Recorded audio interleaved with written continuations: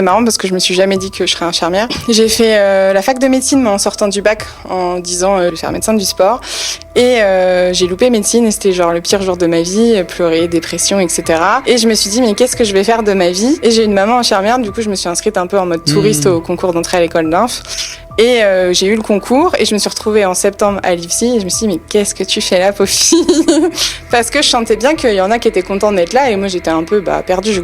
J'ai vu de la lumière, je sais pas ce que j'ai fait là quoi. Je me suis beaucoup ennuyée à l'école. Et du coup, en fait, passer les années, c'était qu'est-ce que je vais faire de ma vie avec ce diplôme d'inf et est-ce que je vais être épanouie sur le terrain? Moi, il était hors de question d'aller à l'hôpital avec la boule au ventre et de pas être contente de mon taf. Et du coup, passer les stages, je me suis dit, non, je peux travailler dans ce service. Non, je veux pas faire ça. Et est arrivé mon stage aux urgences, j'ai dit, trop bien, c'est ça que je veux faire. Et mon stage au bloc, mais elle est trop bien, la liade derrière le champ opératoire, vas-y, je veux faire comme elle. Et c'est pour ça que je me suis dit, heureusement que je me suis accrochée parce qu'en fait, j'aurais pu très bien faire genre 1 semestre, 2 semestres et me dire, non, c'est pas fait pour moi. Et finalement, j'en serais pas là aujourd'hui. Donc, plutôt cool et dire, à la petite étudiante qui est arrivée à l'IFSI un peu par hasard, dire, le hasard fait bien les choses et regarde tout ce que t'as accompli maintenant, c'est plutôt chouette, quoi. Bienvenue dans la saison 2 de Dopamine, le podcast qui invite aussi bien des soignants que des soignés et toute personne qui gravite autour du monde du soin.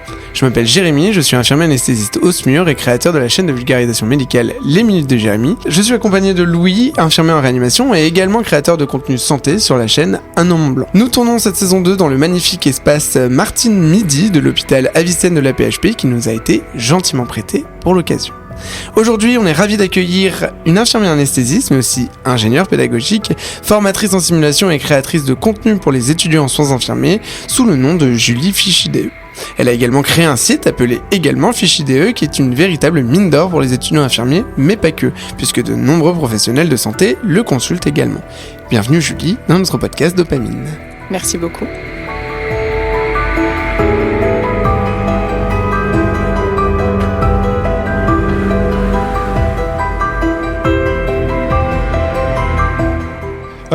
Donc on est parti et on commence toute activité par un bris de glace ou un échauffement. Et bien évidemment, on va faire un petit échauffement. On va te poser une série de questions assez fermées où tu ne pourras répondre que par vrai, faux, oui ou non, sans justifier. Très bien. Est-ce que tu es prête? Je suis prête. Allez, c'est parti. Les infirmiers anesthésistes devraient avoir des prérogatives élargies en réanimation. Oui. La formation IA devrait être accessible directement après le diplôme infirmier. Non. Les cours magistraux sont obsolètes pour former les soignants. Oui. TikTok peut être un bon outil pédagogique en santé. Oui. Les étudiants d'aujourd'hui sont moins motivés qu'avant. Non. Il faut interdire les manuels papier au profit du numérique. Non. L'apprentissage par simulation remplacera les stages cliniques. Non.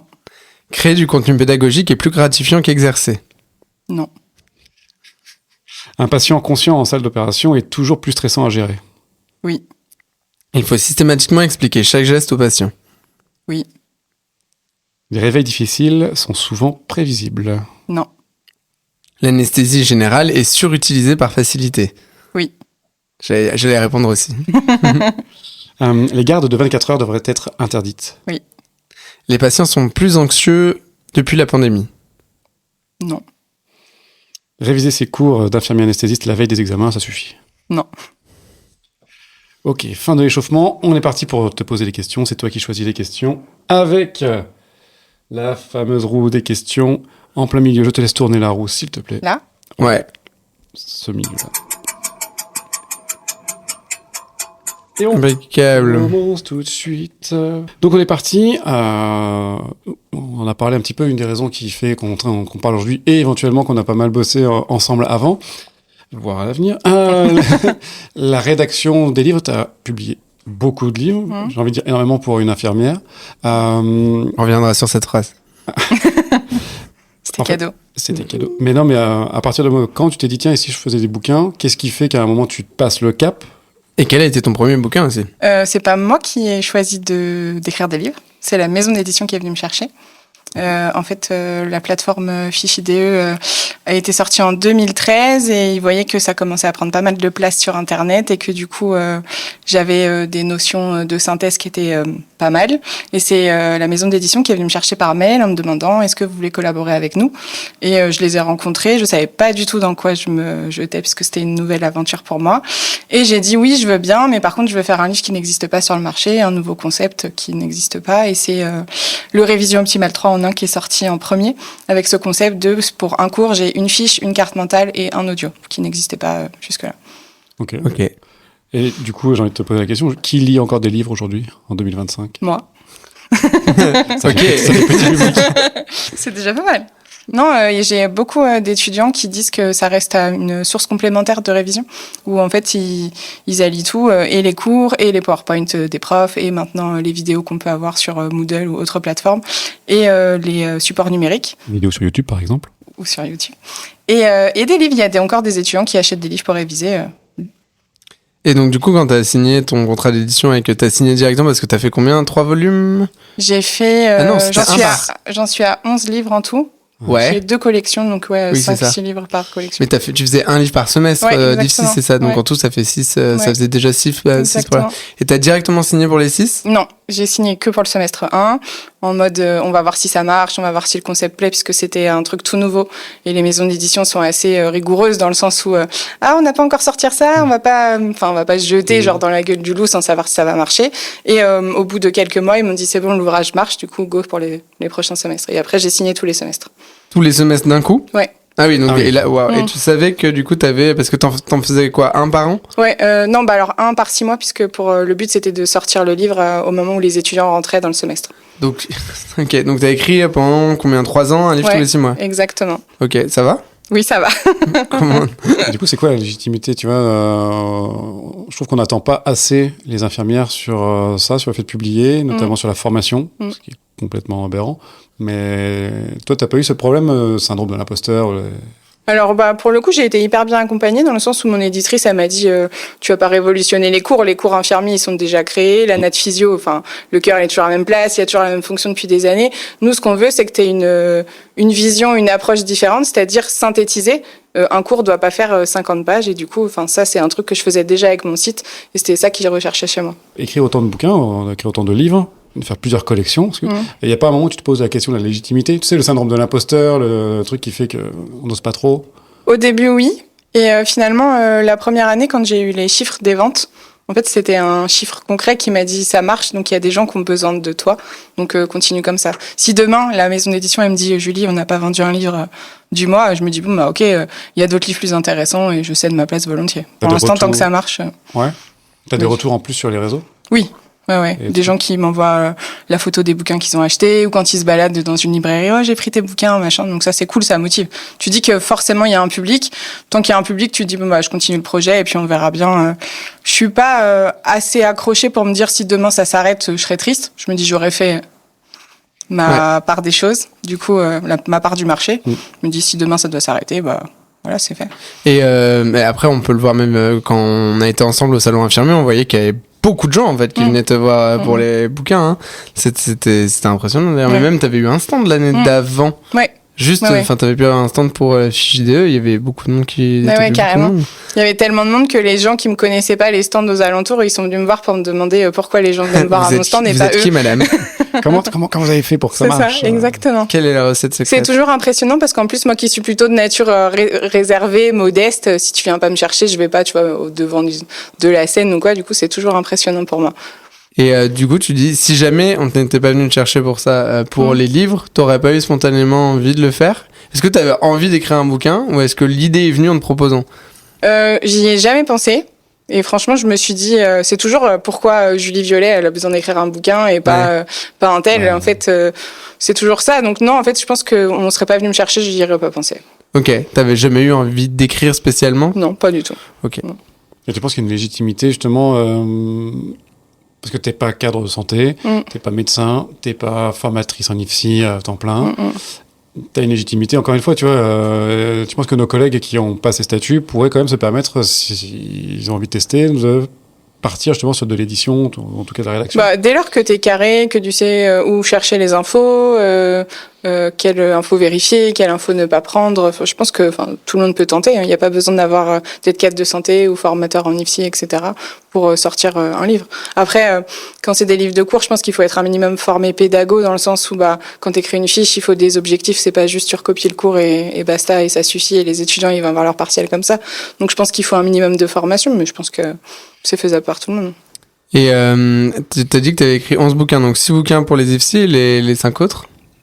J'ai pas mal lu sur la méthode de révision, les flashcards, qui marche beaucoup en Angleterre ou dans les pays anglo-saxons. Du coup, j'ai proposé à ma maison d'édition de sortir des livres comme ça. Ça a été refusé à 3 reprises en comité d'édition. Ah ouais. Parce qu'en fait, pareil, il faut penser que c'est une entreprise, un business, etc. Et en fait, leur réponse, c'est « on n'a jamais fait ça, ça marchera pas ». La J.K. Rowling des infirmières, quoi. C'était refusé par plein de maisons d'édition. Et du coup, je leur ai dit vous m'avez fait confiance sur les 6 premiers bouquins des semestres, ça marche. Venez, on teste un, et si ça marche pas, on fait pas, quoi. Du coup, ça a finalement été accepté, et du coup, j'ai sorti, par semestre, des petites cartes de questions-réponses qui sont prédécoupées et détachables, où les étudiants, ils peuvent réviser les questions des cours. En plus des 6 autres bouquins? Ouais, exactement. Et ça, t'en as écrit 5? Ouais. Ok, mais du coup, t'es plus à 12 livres. Parce qu'attention, quand sortira cet épisode, il sera sorti, le 12e. Exactement. Vas-y, je t'en prie, parle du 12e. Et le 12e, j'ai voulu inviter Mika Anesthésie, Michael Mimouni, et du coup, on va sortir un livre de flashcards pour préparer le concours d'entrée à l'école d'infirmier anesthésiste. Il n'est pas sorti déjà? Non, il sort le 20 août. Donc il sera sorti, il sera sorti à ce moment-là parce que voilà, il sera sorti vu qu'on ne publiera pas avant août, c'est une certitude. Et t'en as d'autres? Ouais. De prévu? Ouais. J'en ai un avec le monsieur en face de moi. Bon. Ah bon? Je suis pas au courant. Non, parce qu'on vient de commencer. Ouais. Et c'est quoi?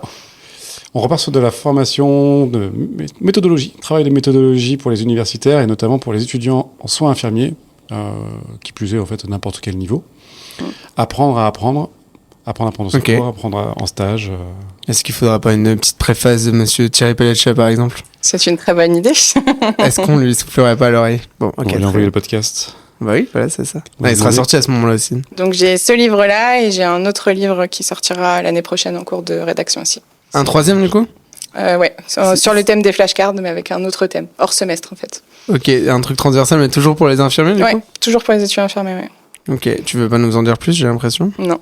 Très bien. Et en fait, à un moment, c'est très bien d'avoir ces bouquins-là, mais moi, ChatGPT, c'est gratuit. Et le positionnement face à ça... Tu l'as briefé sur le fait qu'on faisait des questions provocatrices? Non, mais je vous connais. Tu penses vraiment que je me suis dit, ils vont me caresser dans le sens du poil pendant tout le podcast? On est là pour t'abattre. Non, je comprends. Bordel. Bon, réponds à la question. C'est pire que moi. En fait, moi, je suis pas du tout en mode ChatGPT. Je trouve que c'est bien si c'est bien utilisé. Maintenant, je sais pas si tous les étudiants pourront réviser avec ChatGPT et laisser tomber les livres. Je pense qu'il y a encore la vieille école où tu as besoin de réviser sur des livres. Il y a encore beaucoup d'étudiants où c'est ça. Sachant qu'il y a beaucoup d'étudiants qui sortent du bac, qui ont encore cette méthode un peu scolaire finalement avec les livres que tu as au bac, etc. pour réviser. Et du coup, je pense que ça marche encore les livres. Et moi, la première, demain, je fais une formation, je passe un concours, j'ai besoin d'un bouquin pour réviser. ChatGPT, ça me suffira pas. Non, puis il y a un truc dont on oublie un petit peu, c'est qui fait des erreurs, qui fait des erreurs grossières en plein milieu de trucs qui sont parfaitement vrais, qui sont parfaitement bien foutus, parce qu'il y a quand même les IA aujourd'hui sont quand même vachement bien foutus.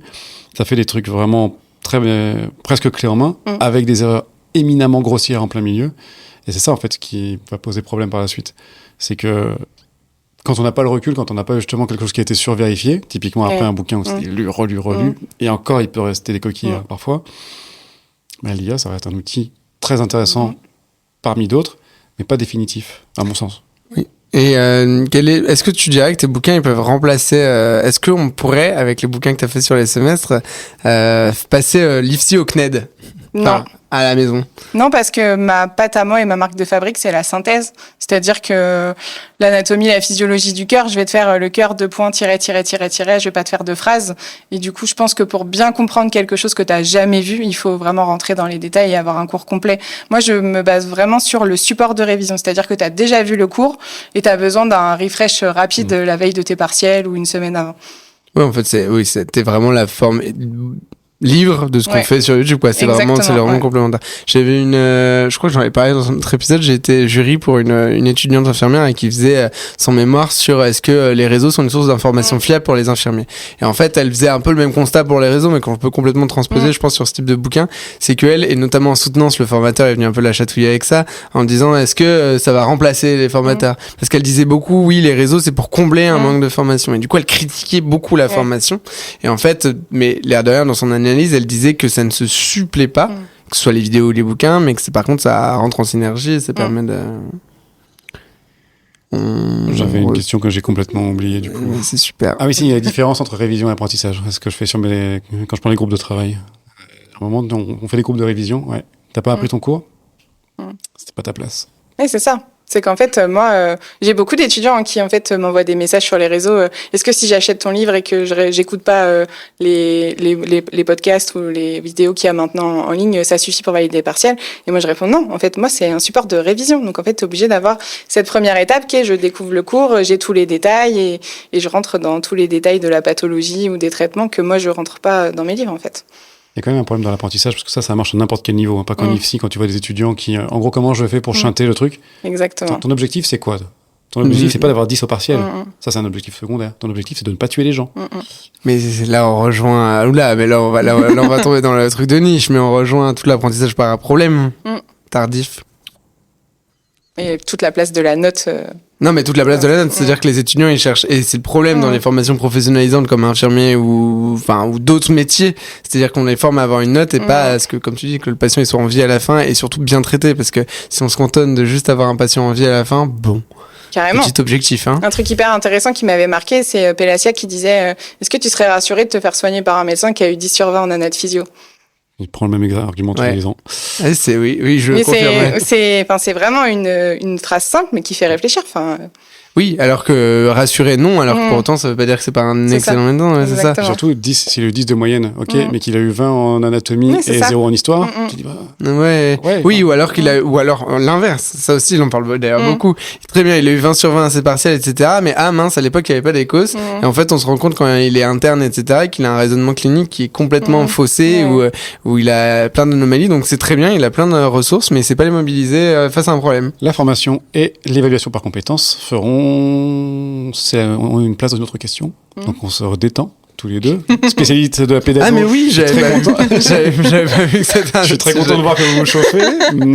Allez, bon, on fait tourner la roue. Allez, on fait tourner la roue des questions. On est parti, la roue des questions. À toi de jouer, Julie. Et c'est parti pour le show. On y va directement pour la lettre courrier spécial. En fait, la question que je me pose maintenant avec le recul que tu as, donc tu es infirmière spécialisée en anesthésie, ce serait quoi les conseils que tu te donnerais à toi, Julie, qui va bientôt entrer en première année d'IFSI, de formation infirmière soins généraux? Même au moment où tu t'es dit que t'allais faire infirmière. Alors c'est marrant parce que je me suis jamais dit que je serais infirmière. Je sais pas si je peux parler un peu de mon parcours. Bah si, c'est l'occasion. J'ai fait la fac de médecine en sortant du bac en disant je veux faire médecin, je vais faire médecin du sport, d'être médecin d'une équipe de foot, de hand, n'importe quoi, je vais faire médecin du sport. Et j'ai loupé médecine et c'était genre le pire jour de ma vie, pleurer, dépression, etc. Et je me suis dit mais qu'est-ce que je vais faire de ma vie? Et j'ai une maman infirmière, du coup je me suis inscrite un peu en mode touriste au concours d'entrée à l'école d'inf. Et j'ai eu le concours et je me suis retrouvée en septembre à l'IFSI et je me suis dit mais qu'est-ce que tu fais là, pauvre fille? Parce que je sentais bien qu'il y en a qui étaient contents d'être là et moi j'étais un peu perdue. J'ai vu de la lumière, je sais pas ce que j'ai fait là quoi. Je me suis beaucoup ennuyée à l'école et du coup en fait passer les années c'était qu'est-ce que je vais faire de ma vie avec ce diplôme d'inf et est-ce que je vais être épanouie sur le terrain? Moi, il était hors de question d'aller à l'hôpital avec la boule au ventre et de pas être contente de mon taf. Et du coup, passer les stages, je me suis dit, non, je peux travailler dans ce service. Non, je veux pas faire ça. Et est arrivé mon stage aux urgences, j'ai dit, trop bien, c'est ça que je veux faire. Et mon stage au bloc, mais elle est trop bien, la liade derrière le champ opératoire, vas-y, je veux faire comme elle. Et c'est pour ça que je me suis dit, heureusement que je me suis accrochée parce qu'en fait, j'aurais pu très bien faire genre 1 semestre, 2 semestres et me dire, non, c'est pas fait pour moi. Et finalement, j'en serais pas là aujourd'hui, donc plutôt cool et dire à la petite étudiante qui est arrivée à l'IFSI un peu par hasard, dire le hasard fait bien les choses, regarde tout ce que tu as accompli maintenant, c'est plutôt chouette quoi. Ça va être dur, ça va être facile? L'IFSI j'ai pas trouvé ça difficile, c'est juste que quand t'as pas cette motivation extérieure qui te dit à la fin t'as un diplôme qui te fait kiffer. Et en fait la motivation je l'avais pas, donc pour moi les cours étaient faciles, j'y allais, je validais mes partiels, enfin c'était improbable, hein. En 10 minutes je faisais le partiel d'1 heure, enfin je partais avant, enfin j'ai séché des cours, j'avais un job à côté, enfin j'étais pas vraiment à 100%. Et en rendez-vous pédagogique on me disait mais Julie t'es contente d'être là? Ouais, je sais pas, on verra bien. Et du coup, ça t'enlève cette motivation extérieure où t'as des gens qui s'accrochent et qui disent allez, à la fin, t'as le diplôme de tes rêves. Moi, c'était pas ça, en fait. C'était pas le diplôme de mes rêves. Et t'es quand ton stage aux urgences? En quel semestre? Semestre 4. Semestre 4, donc deuxième année, j'allais dire fin de deuxième année. Du coup, avant, t'avais pas... Est-ce que t'as déjà pensé à faire autre chose pendant? Parce que 2 ans, c'est long. Non, parce que le contenu des cours était assez plaisant. Enfin, tu vois, tout ce qui est bio, patho, pharmaco, je kiffais de ouf. Et du coup, je me laissais un peu porter par les stages en me disant, je vais faire le tri. En gros, ça, je veux pas faire, ça, je veux pas faire. Et vraiment, les urgences et le bloc, ça a été l'évidence. Et à quel moment t'as su que tu voudrais te spécialiser? Mon stage au bloc. Donc déjà là, à partir du moment où t'es sorti pour faire des... Ok. Tu t'es dit que tu ferais IAD derrière. Ouais. En fait, j'avais la chance de faire... c'était des stages de 10 semaines. Moi, j'étais la première promo post-réforme. Du coup, ils coupaient pas encore les stages. Et du coup, j'ai pu faire salle de réveil, côté IBOD, côté IAD. Et vraiment, côté IAD, j'étais en admiration. Elle sait tout ça. Elle gère toute seule l'anesthésie. Le mari, il est pas là. Enfin, c'était je veux faire comme elle plus tard. Une vraie gamine, quoi. On va juste traduire une seconde. Donc, on parlait tout à l'heure des infirmières anesthésistes. IBOD, c'est les infirmières de bloc opératoire, celles qui, entre autres, aident les chirurgiens instrumentés. EMAR, c'est le médecin anesthésiste réanimateur qui est responsable de l'anest avec... boit du café. Tout à fait. Qui boit du café. C'est pas facile de distinguer avec l'IAD. Donc, si je comprends bien, dans tous tes conseils de cours, tu dis faites vos partiels en 10 minutes. Séchez les cours. Mais je vais vous faire les bouquins pour vous montrer comment. C'est en gros, faites ce que je dis, mais pas ce que je fais. Mais après, on a tous des difficultés différentes. Oui, je pense que quand tu viens d'un bac scientifique, tu peux avoir des facilités aussi. Après, ça veut rien dire non plus, mais je pense que t'as des... Et pour le coup, je venais de la fac de médecine, mais que j'ai pas fait en touriste. Tu vois, j'avais bossé mon concours de P1. Donc, c'était 2 ans sérieuses où j'ai vraiment bossé mes cours. Et comme, en fait, post-réforme, c'était quasiment les mêmes cours qu'ils avaient sur ce qui va un peu synthétiser. C'est comme ça que je me suis dit, j'ai peut-être un boulot à faire auprès de ma promo, les aider à synthétiser les cours. Et c'est comme ça que ça a commencé, en fait. Ok. Et du coup, donc t'as travaillé vu qu'on est dans ton parcours, t'as travaillé combien de temps en tant qu'infirmière aux urgences avant de passer le concours? J'ai fait 3 ans de nuit, c'est 100% de nuit. Ok. Ah oui, donc t'avais fait comme moi, t'as enchaîné direct avec le concours. Diplômée infirmière de quelle année? 2013. Ok. Et IAD? 2018. Ok, c'est fini pour l'interrogatoire. T'as sorti l'IFSI quand j'ai rentré, quoi. Je commence à être vieille, hein. Voilà. Ouais, à 1 an près, pareil, quand j'ai rentré aussi. T'es rentré en 2014? Alors, je suis rentré en 2014, oui, c'est vrai. Sorti en 2018. Parce que j'ai pris une bagnole dans la gueule au passage. Mais je devais rentrer en 2013. Attends, oui, d'accord. Switchons quoi? Pourquoi t'as pris une bagnole au passage? Pourquoi? Ah si, putain. Si, moi j'ai commencé mon premier stage en réa, il était en tant que patient. Ah oui, c'est vrai. Putain, je savais même pas. Attends, du coup, alors, puisqu'on en est dans les parcours, je pense que dans aucun épisode t'as raconté ton parcours, Louis, donc on peut aussi en parler rapidement. Moi, ça m'intéresse. L'invité est de l'autre côté maintenant, s'il vous plaît. Non, alors moi, tu vois, là où je me retrouve un petit peu en ce que tu disais, c'est que les cours à l'IFSI, je me suis pas ennuyé, mais j'ai trouvé ça un petit peu relax, parce que j'avais déjà fait des études en sciences du sport avant. J'avais déjà fait un premier diplôme là-bas, donc tout ce qui est anatomie, physiologie, etc. C'était des choses qui étaient bien poncées. Voilà. Et puis, donc j'ai bossé dans la réadaptation. Je travaille beaucoup dans le monde du handicap, du sport adapté. Et à force de bosser, notamment avec des infirmières, je me suis dit, il est pas mal ce boulot quand même. Il a l'air sympa. On va voir un peu ce que ça donne. Donc, j'ai tenté le concours, je l'ai eu. Et c'est parti pour 3 ans d'IFSI. Pour fêter ça, je suis allé à la plage avec ma copine et on n'en est jamais revenu. Directement, en tout cas. Puisque, effectivement, on a eu un accident de bagnole assez grave sur le retour. Donc, attends, tu devais rentrer en 2013. Je devais rentrer en septembre 2013. Et c'était le 4 avant. août 2013, du coup. Je me fais éclater le bras, je me fais éclater tout le côté droit. La clavicule, l'omoplate, les côtes, le poumon. Toi, t'étais en voiture. Ouais. Putain. J'ai éclaté tout à droite, je conduisais et j'ai pris la voiture à gauche. Et c'est quoi, c'était un refus Ah oui, attends, oui. C'était un refus de priorité. Lui ou toi? Les deux. Ah ouais? Et dans un lieu dit, la culbute. Il y a des accidents régulièrement. Voilà, c'est l'anecdote, elle est folle. Mais attends, comment ça les deux? Comment tu peux avoir 2 refus de priorité? Parce qu'en fait, il y a c'est même pas ça, c'est qu'il y a panneau route prioritaire. C'est une petite session révision du code de la route. Attends que je dise pas le truc. Il y a panneau route prioritaire sur la voie qui venait de gauche, mais il y a aucun marquage et aucun truc de comme quoi tu n'es pas prioritaire, et il y a aucun marquage au sol et aucun panneau sur la route qui vient de droite, ce qui fait que logiquement t'es prioritaire. Ah oui. Et donc en fait les deux sont prioritaires.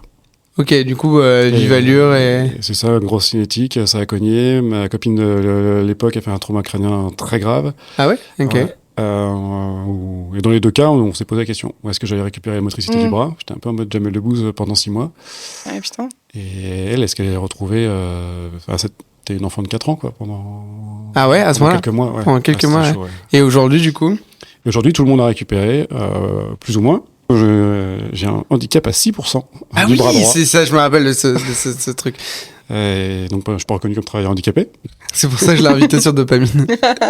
Et donc, C'est pour avoir ça, mon quota. ça pour dire que, après le passage à l'IFSI, c'était plutôt relativement cool au niveau des cours, mais moi, je trouvais ça très, très compliqué de ne pas se prendre la tête avec des formateurs, des formatrices obtus. Il y en a qui étaient brillants, il y en a qui étaient incroyablement bien. Mais par contre, tu ne peux pas remettre en question des choses qui sont aberrantes. C'est ça que j'ai trouvé difficile dans la pédagogie. Monsieur Pipro, vous allez encore faire de l'esprit. Non, je fais pas d'esprit. Regardez ce qui est marqué sur la recommandation nationale HAS. Bon, et parce que vous dites, je vais le ranger dans la poubelle, d'accord? Parce que ça, c'était compliqué. Ouais. Tu pourrais faire formatrice d'IPSI? Non. Pourquoi? Je me ferais chier, je pense. Pourquoi? Carrément. Ouais. Ouais, je suis honnête.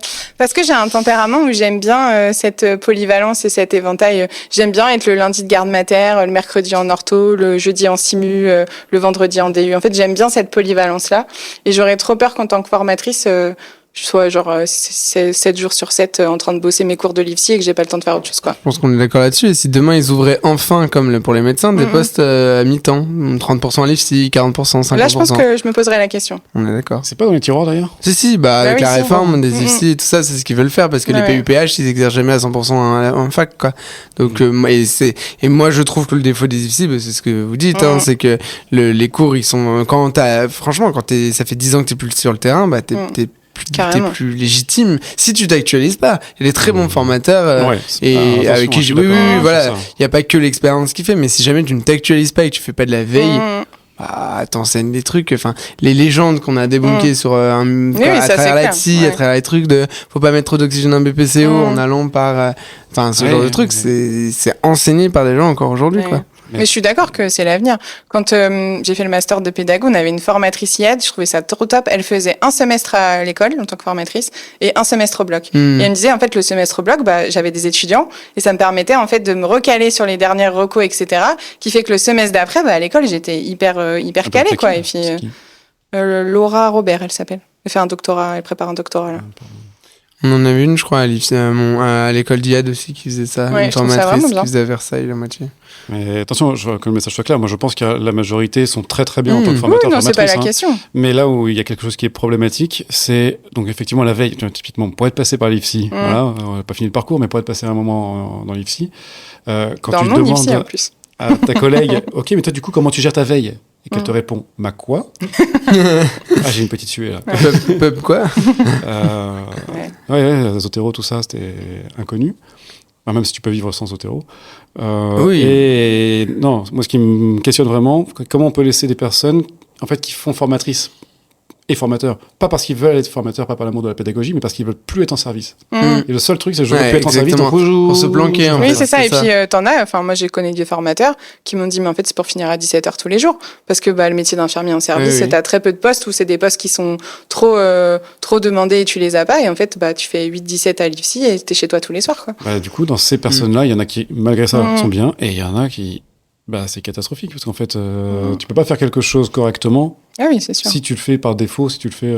Mais comme cadre aussi, tout court. Il y en a beaucoup qui font cadre ou faisant fonction de cadre pour avoir des horaires de bureau, etc. Mais même les professionnels de terrain. Enfin, on prend la vieille IAD qui a pas vu les dernières recos depuis 10 ans et qui fait toujours de la vieille anesthésie comme maintenant on n'en fait plus. Enfin, c'est pareil, c'est des gens que tu as besoin... il y a des services où il y a que ça, quoi. Ouais, c'est ça. C'est la réunion, je vais pas citer, hein, mais en général, t'as peur parce que maintenant, quand je dis on va pas citer, en général, je cite...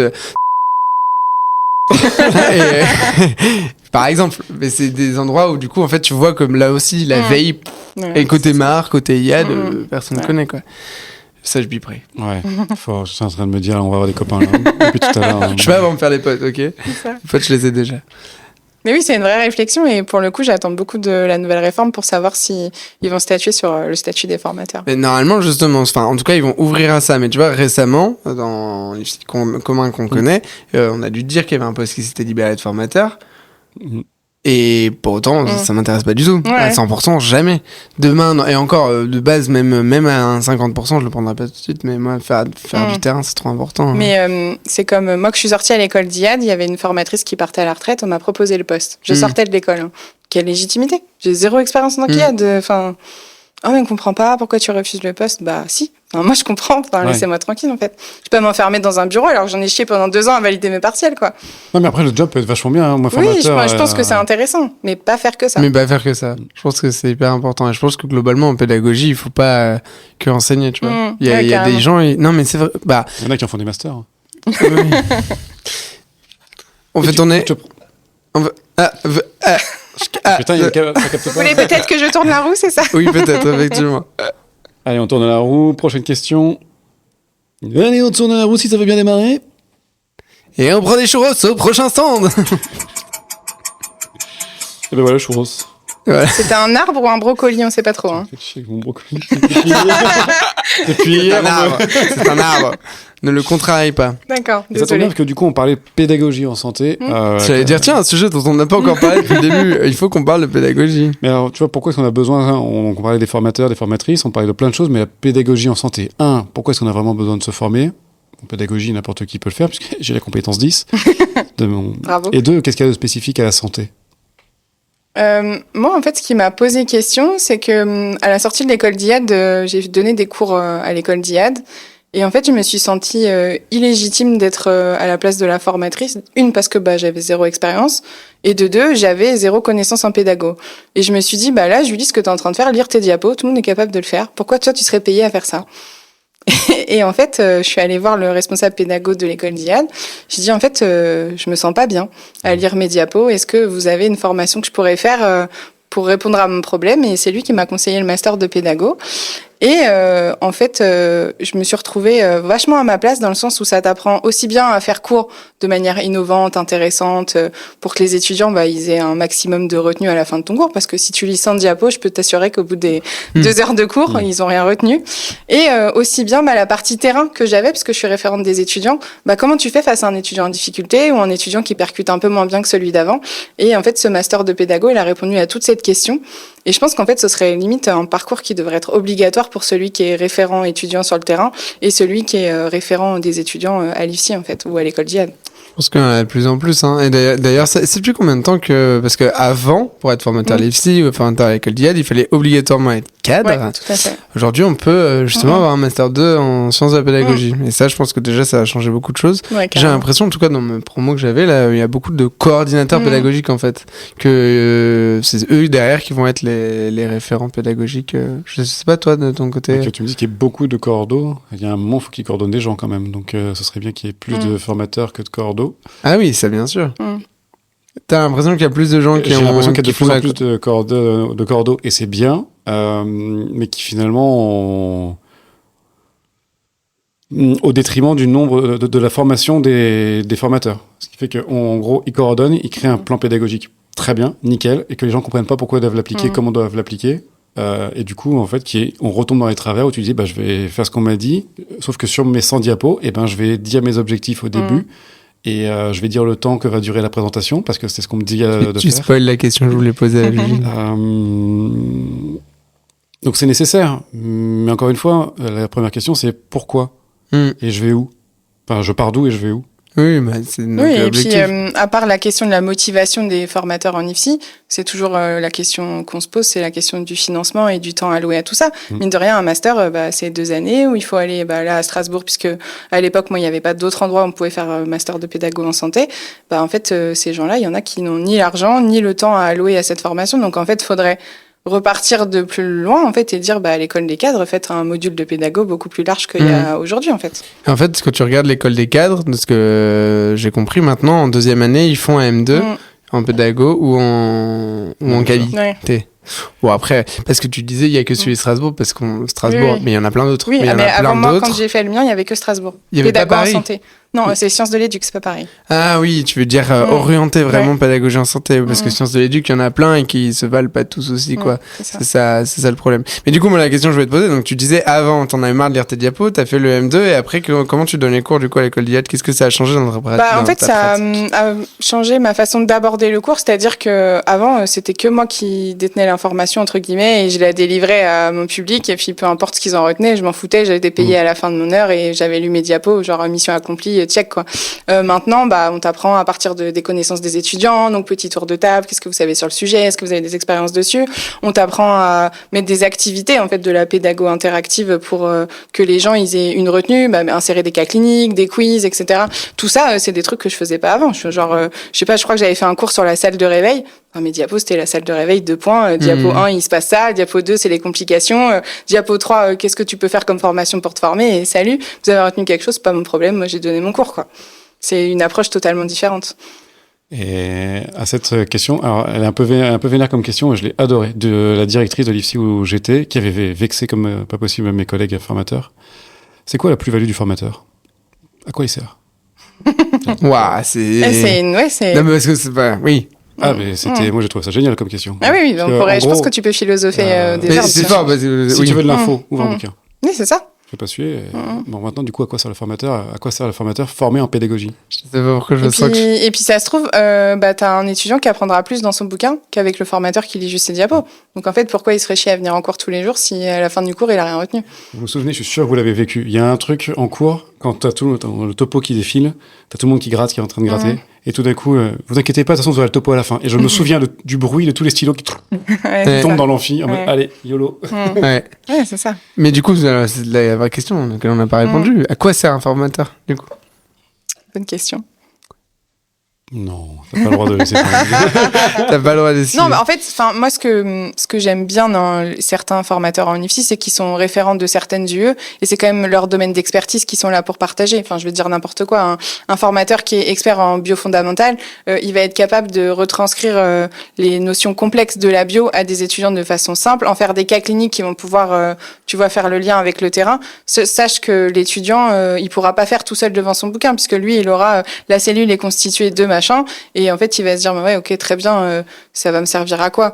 Et quand bien même tu restes avec un être humain en face de toi, si tu as des questions tu peux répondre, tu peux interagir avec la formatrice, sauf que tout seul devant ton bouquin, si tu as des questions, si ChatGPT peut t'aider, mais pas la formatrice. Qu'est-ce qu'il disait CP là-dessus? Il disait pas justement que le formateur n'était qu'un vecteur de transmission de l'information? Il y a un truc là-dessus sur la transmission de l'apprentissage. C'est un des piliers. Oui, c'est ça. Mais il n'y a pas que ça. Aujourd'hui, là, on est encore en train... Tu vois, naturellement, on retombe dans un truc qui nous a été enseigné pendant des années. C'est que là, on est encore en train d'apprendre pour répondre à un QCM. Oui, c'est ça. Sauf que ce qu'on veut aujourd'hui, on veut pas des gens qui sont capables de recracher la théorie, qui sont peut-être très bien, on veut des gens compétents. Et du coup, c'est là qu'on arrive dans l'apprentissage par compétence. Et du coup, c'est là que le formateur intervient. Parce que lui, son job, c'est quoi? C'est pas de te... Alors oui, il faut qu'il ait le savoir pour pouvoir justement construire son plan pédagogique. Mais son job, ça va être de te mettre la juste difficulté qu'il faut pour que tu puisses te poser des questions, que tu puisses aller chercher les ressources et répondre à un problème donné. Parce que la compétence, finalement... Tu peux citer Jack, tout à l'heure, Jacques Tardif, qui présente une des façons de présenter la compétence. C'est lui qui m'a remis mon diplôme. Non, mais c'est d'être capable de mobiliser des savoirs, intrinsèques, extrinsèques, en tout cas d'être capable d'aller chercher les ressources pour répondre à un problème dans une situation donnée. Et ça, c'est quelque chose qu'on ne peut pas évaluer en faisant des QCM, c'est quelque chose qu'on ne peut pas évaluer en faisant des devoirs sur table simples, en tout cas très très mal. Sauf que demain, quand on est auprès du patient, j'ai besoin de répondre à des problématiques. J'ai besoin de pouvoir être capable de rebondir sur ce que je vais avoir, de relever des informations, rebondir sur ce que je vais récolter comme information pour pouvoir agir correctement et réagir. Et le formateur, il est là pour poser les problèmes adaptés à l'étudiant. Si c'est uniquement pour faire de la compétence, c'est plus un formateur, c'est un professeur. Oui, c'est Ouais, ça. c'est ça.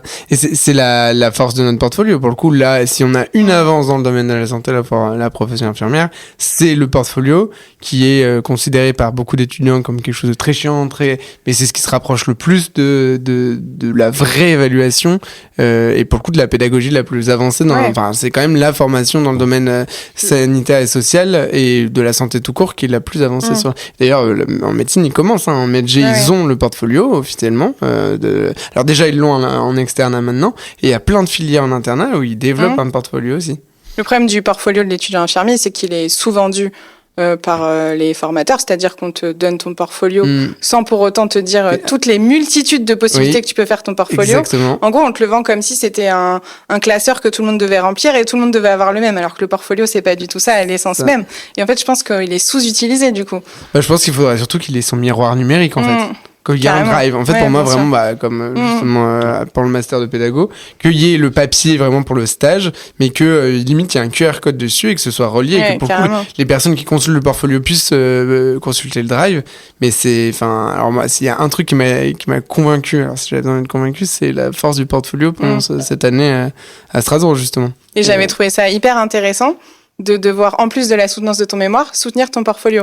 Pas dans le sens où on t'évaluait sur ça, mais dans le sens où en tant que formateur, tu voyais comment l'étudiant, il avait pris tous les cours qu'il a eus, etc. C'était hyper intéressant. Se dire qu'il a pas juste rempli un classeur, en fait. Et ça, pour le coup, il devrait le faire aussi en IFSI. Je pense que ça varie parce que, encore une fois, dans l'internat de médecine, quand ils soutiennent leur DES, typiquement à MedG, ils doivent soutenir et prendre un cas. En fait, ils font une analyse de problème. Ils font une AAP. Et ils la présentent. Et c'est une AAP qu'ils ont dans leur portfolio. C'est bien. Et du coup... On commence à jargonner depuis tout à l'heure avec les BG, DES, etc. Vas-y, je sais. Analyse par problème. Non, ça c'est APP. APP, ça. D'ailleurs, je l'ai plus. Non, c'est APP, je voulais dire. C'est pas AAP. Analyse par problème. Et du coup, ils présentent une situation clinique, mais comme les situations d'appel qu'on a, nous, à l'IFSI. Et du coup, ils doivent expliquer leur raisonnement. Et c'est encore comme pour les échos, comme pour ce genre de choses, un moyen d'évaluer la démarche diagnostique et l'analyse clinique. Et ça, je trouve ça, et encore une fois, je pense que ça devrait être fait chez tous les c'est pas fou de voir proposer en santé. Mais ça va arriver, je pense que ce sera dans la réforme. En tout cas, il y aura plus de liberté. De toute façon, tu regardes dans les IFSI, t'as autant d'IFSI que de façon de faire. Oui, bien sûr. Tu vois, là, j'ai fait deux mémoires à l'IFSI de Grenoble avec justement des formateurs qui sont à un niveau, mais qui sont incroyables, qui font de la pédagogie active, qui font de la recherche. Donc les étudiants, ils sortent de là. Les 2 mémoires que j'ai soutenues, les mémoires étaient construites avec la méthodologie Imran. Ok. Et qui connaît ça aujourd'hui, même les pros qui sortent machin. C'est la façon dont ils construisent un article pour vulgariser, avec l'introduction, matériel et méthode, l'analyse, les résultats, l'analyse et la discussion. Et c'est comme ça que sont construits les articles de recherche. Et en fait, vu que c'est une ligne, et c'est très juste, les mémoires de master sont aussi faits comme ça, quoique pas toutes les écoles d'IAD le font, malheureusement, mais normalement un master, peu importe le master, c'est toujours présenté de la même manière. Et en fait, dès que tu utilises la recherche, il faudrait qu'on soit tous sur cette méthodologie-là, parce que derrière, ça t'apprend à lire aussi des articles. Mais il y a quelques notions qui mériteraient d'être uniformisées. On disait que tous les IFSI font un peu leur sauce. Et en fait, la recherche, ça devrait être partout dans tous les IFSI, quoi. C'est pas normal que selon l'IFSI duquel tu sors, t'aies pas la même formation en recherche ou de l'école d'IAD. J'ai eu une école d'IAD où on avait un ponte en recherche en directeur pédagogique, on en a bouffé. J'étais contente d'être aussi carré en recherche, mais après tu regardes d'autres écoles, c'était pas pareil, quoi. Moi, c'est pas la recherche, je l'ai appris à Gary, je l'ai pas appris à l'école, par exemple. Moi, j'étais avec Christophe Debout, du coup. Oui, ça c'est sûr. Après, dans le fond, je suis d'accord avec vous. D'un autre côté, dans la réalité, est-ce que c'est pas compliqué parce que chacun a ses spécialités aussi. Si tu tombes certes, dans un IFSI où ils vont être très compétents, mais la recherche c'est pas leur truc. Par contre, tu vas être au taquet sur la prise en charge des soins de maladies mentales, ou qui va être au taquet sur d'autres choses. Et dans ce cas-là, moi, c'est toujours une idée que j'ai eue.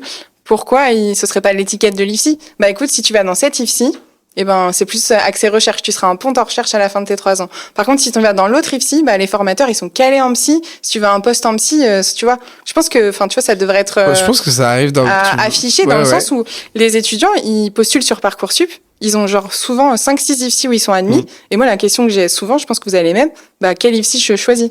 Et en fait, ce serait bien d'avoir cette étiquette-là. Dire, ok, moi, la recherche, ça m'intéresse pas. Par contre, la psy, je me pose la question. Je vais du coup accepter la candidature de cette IFSI-là, tu vois. Ouais, d'accord, mais si tu sais pas ce que c'est la recherche, toi, typiquement, t'as dû attendre la deuxième année pour avoir quelque chose qui te plaît quand tu sors du Mais du coup, tu peux faire des IFSI généraux, entre guillemets. Mais si t'en as qui ont des spécialités, je pense qu'ils devraient, tu vois, ressortir. Qu'il y a un tronc commun complètement, c'est évident. Il faut, pour que ce soit un DE, il faut qu'on ait un apport commun.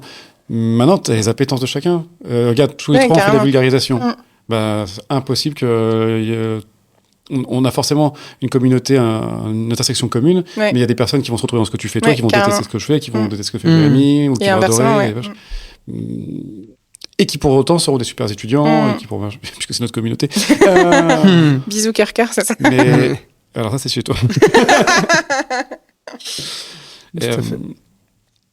Dans la pédagogie, il y a autre chose. Donc on parlait des échos. Là, pour le coup, on va préciser, c'est vraiment l'apprentissage cas clinique à échelle humaine, on va dire. Très, très, très raccourci. Mais il y a une autre pratique qui est à la mode. T'en penses quoi de la simulation en santé? Je sais pas pourquoi, je m'en doutais. Alors moi, faut savoir que j'ai découvert la simu hyper tard, parce que j'en ai pas fait à l'IFSI, j'en ai pas fait à l'école d'IED, et j'ai découvert ça au master de pédago. C'était très rigolo parce qu'on a eu au master en M2, on a une semaine 100% simu. Et à la fin de la semaine, en gros, on reçoit des étudiants infirmiers de l'IFSI de Strasbourg et on doit monter un scénario de simu de A à Z. Et dans la promo, c'était genre qui n'a jamais fait de simu, du coup j'en faisais partie. Et on m'a dit ok Julie, ton objectif à toi, c'est de faire le débriefing à la fin de la semaine, tu vois.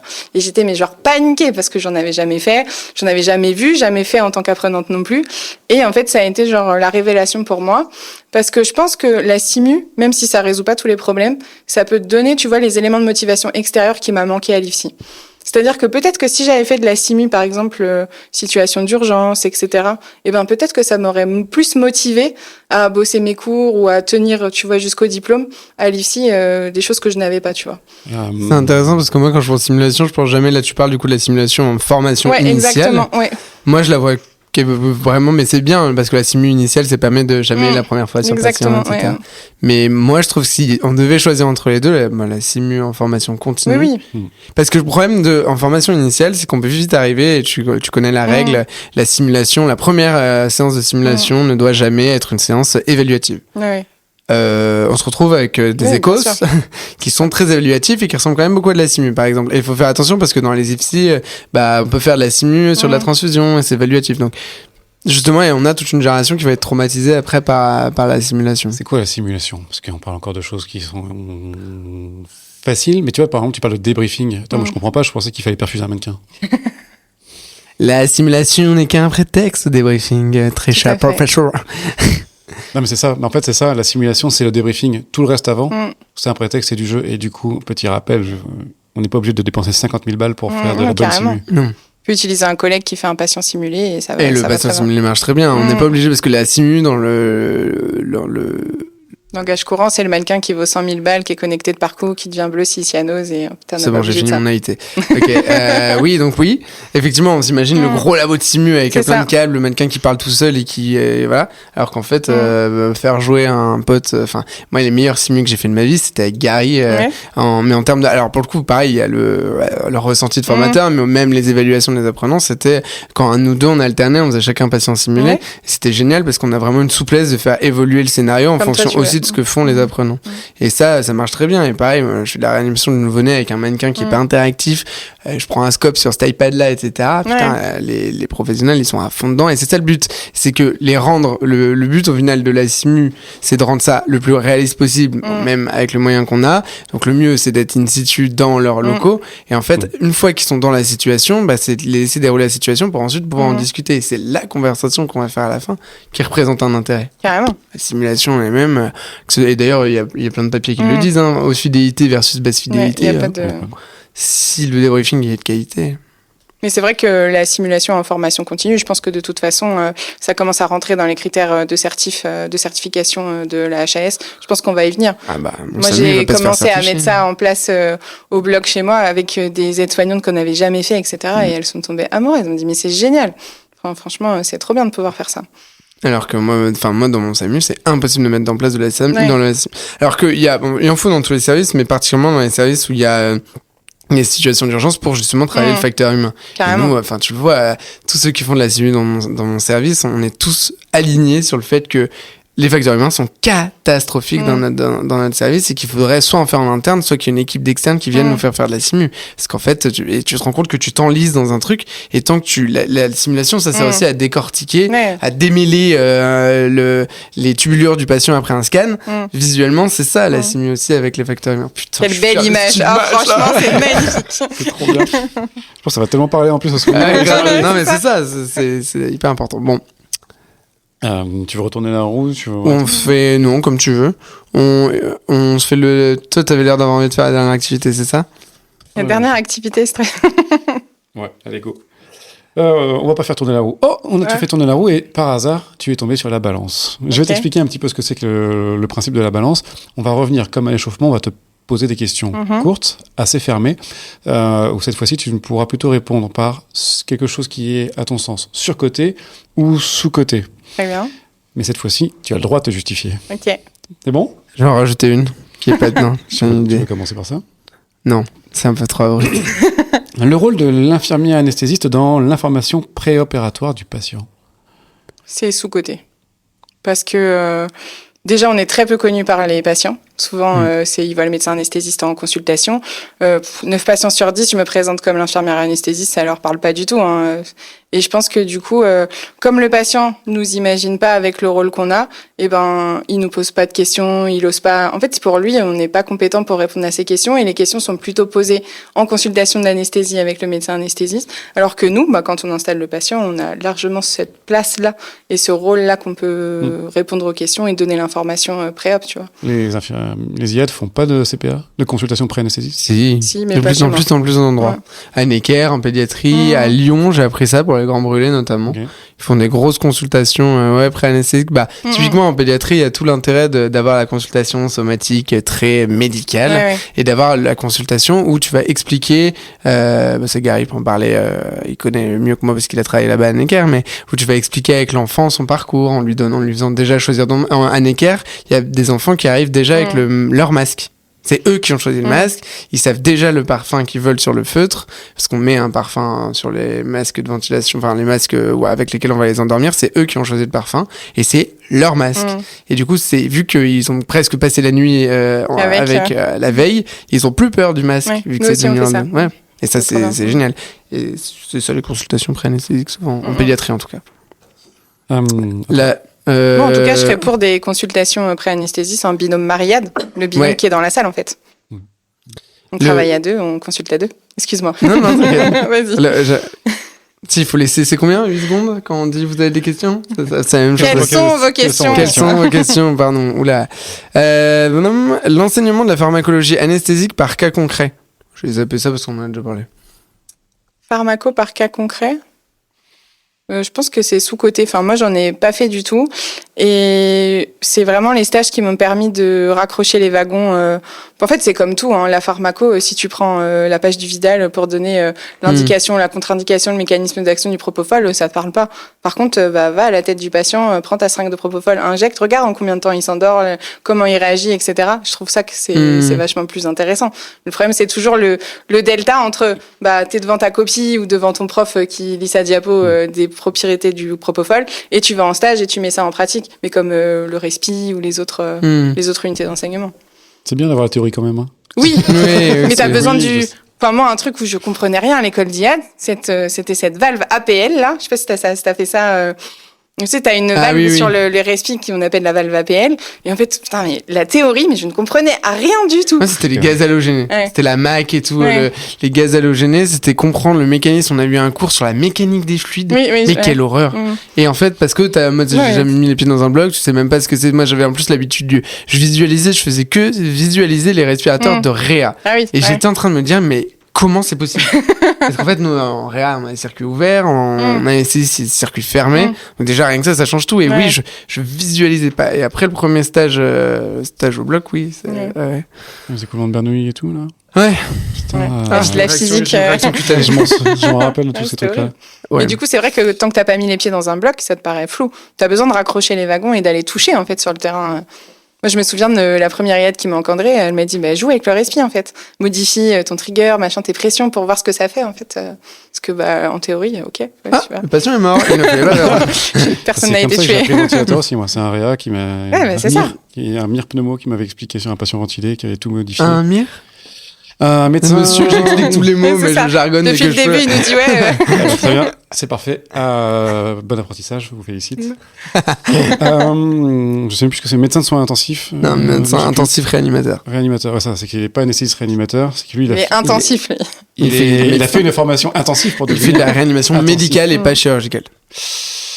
Ouais, mais il a une autre spé à la base en plus. Non, maintenant, quand tu choisis à l'internat, c'est MAR ou MIR. Médecin anesthésiste réanimateur, médecin intensiviste réanimateur. Maintenant, c'est 2 branches. Voilà. Ok, je savais pas. Du coup, j'ai complètement oublié le truc. Du coup, on a tous joué sur nos respi, quoi. Bref. Ouais, joué SAP. Sur côté ou sous-côté, l'efficacité des vidéos courtes pour l'apprentissage médical? Sous-côté. En fait, on est tout le temps en train de dire que les réseaux sociaux, c'est pas bien utilisé, qu'il y a des mauvaises choses, etc. Mais en fait, faut pas oublier que dans ces mauvaises choses, il y a des choses qui sont très bien. Et je pense que demain, tu fais un cours de bio à tes étudiants et à la fin, tu leur mets une vidéo YouTube, que ça soit Jérém, toi ou d'autres qui font ça très bien, qui explique concrètement les 2 heures de cours qu'ils ont eu. Et je pense que ça conclut très bien la formation, en fait. Et on n'utilise pas assez parce que en fait les réseaux sociaux ont trop cette mauvaise image en fait. Et en tant que créateur de contenu, on a parfois du mal à se détacher de cette image. Ouais, c'est marrant, on en parlait dans un autre épisode justement de cette. Genre on est influenceur et voilà quoi. Et on a tous les mauvais côtés. Oui, c'est ça, mais on n'est pas influenceur. Les infirmiers de pratique avancée? Sous-côté. Je pense que c'est l'avenir et que pour l'instant ça bégaye parce que c'est comme tout quand on fait des nouvelles réformes et là c'est un nouveau métier qu'on a créé, donc il faut que les médecins apprennent à travailler avec, que les infirmiers spécialisés comprennent qu'ils sont pas là pour prendre notre place, etc. Que chacun en fait a sa part du gâteau à prendre et que la finalité c'est quoi? C'est la qualité des soins auprès du patient.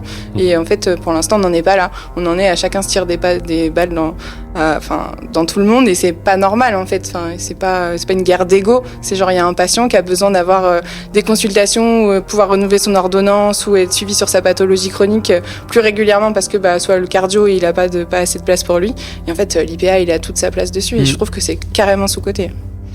Ok. Dernière. Écoute, tu veux faire une dernière? Non pas. Non. Non, parce que vraiment on a merci beaucoup. Avec plaisir. Merci. C'était ton premier podcast? Oui. Quelle était cette expérience pour ton premier podcast? C'était cool, non, franchement. Okay. Mais après, je pense que le fait que je vous connais tous les deux, ça aide. Ouais. Je pense que la Julie du début du podcast, c'est la Julie de la fin. Oui, c'est normal. Forcément. Merci beaucoup. Merci beaucoup d'être venu. Avec plaisir.